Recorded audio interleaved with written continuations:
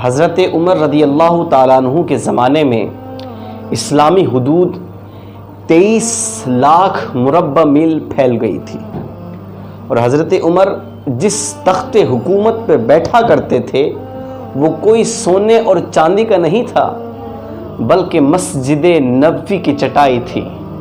وہ اس پر بیٹھ کر لوگوں کی باتیں سنتے تھے، لوگوں کی پریشانیاں سنتے تھے، لوگوں کے مسئلے حل کیا کرتے تھے، اور جب رات آتی تو پھیس بدل کر مدینے کی گلیوں میں گشت کیا کرتے تھے۔ لاؤ کوئی ایسا حاکم، دکھاؤ کوئی ایسا حاکم جس کے پاس سب کچھ ہونے کے باوجود بھی وہ ٹوٹی ہوئی چٹائی پہ بیٹھتا ہو۔ یہ کوئی اور نہیں ہے، یہ آمنہ کے لال کے غلام ہیں، یہ میرے حضور کے صحابی ہیں، حضرت عمر رضی اللہ تعالیٰ عنہ۔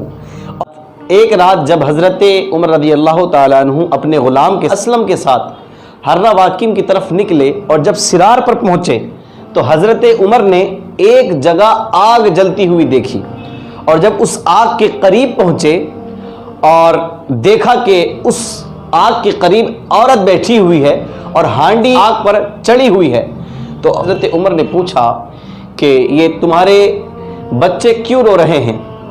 تو اس عورت نے کہا یہ بچے میرے بھوک سے رو رہے ہیں، انہوں نے 3 دن سے کھانا نہیں کھایا ہے، میں روز ان کو اس ہانڈی کے سامنے بٹھا دیتی ہوں اور اس میں پتھر ڈال دیتی ہوں، آگ کو چڑھا دیتی ہوں اور ان سے کہتی ہوں کھانا تیار ہو جائے گا تو کھا لینا، اس طرح میں ان کو کہہ کر کے سلا دیتی ہوں، لیکن آج تو حد ہو گئی ہے، آج 3 دن گزر چکے ہیں تو ان کو نیند بھی نہیں آ رہی ہے۔ اللہ اکبر! اور یہ پتھر پکیں گے بھی تو کیا پکیں گے، میں عمر کی جان کو رو رہی ہوں۔ اللہ اکبر! میرا اور عمر کا رب تعالیٰ فیصلہ کرے گا۔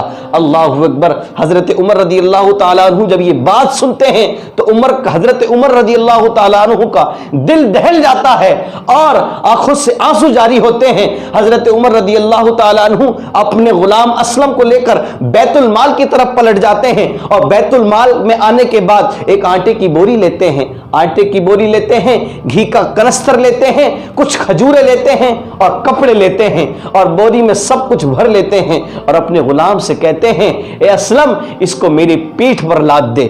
غلام کہتا ہے آقا یہ کام تو میرے ہیں، میں اس کو پیٹھ پر لاد کر کے میں لے کر کے جاؤں گا۔ حضرت عمر رضی اللہ تعالیٰ عنہ فرماتے ہیں اسلم کل قیامت کے دن جب وہ عورت میرا نام لے گی تو کیا تم میرا بوجھ اٹھا لو گے؟ میرا ہی بوجھ ہے تو مجھے ہی اٹھانے دو۔ اللہ اکبر!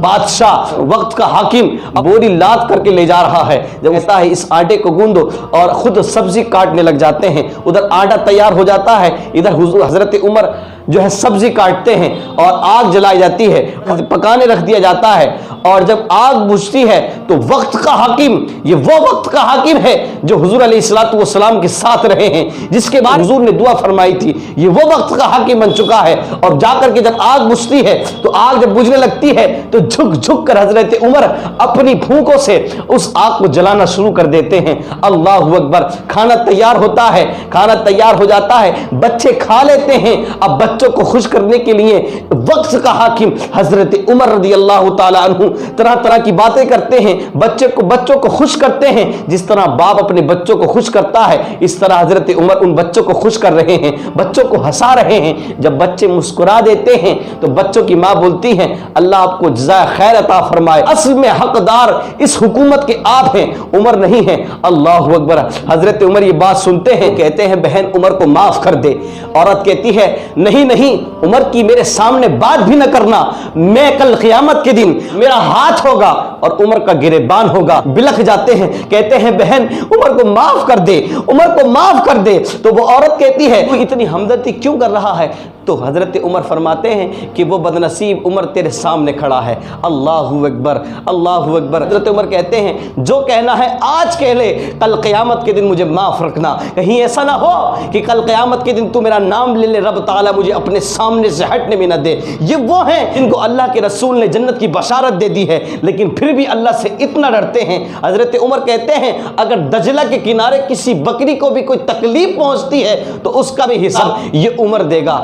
اللہ اکبر، ایسے ہوتے ہیں حاکم۔ آج پوری دنیا حضرت عمر کے قانون سے مدد حاصل کرتی ہے، حضرت عمر کے بنائے ہوئے قانون سے مدد حاصل کرتی ہے، حضرت عمر رضی اللہ تعالیٰ عنہ کے انصاف سے مدد حاصل کرتی ہے۔ حضور علیہ الصلوۃ والسلام نے ان کو جنت کی بشارت عطا فرمائی ہے۔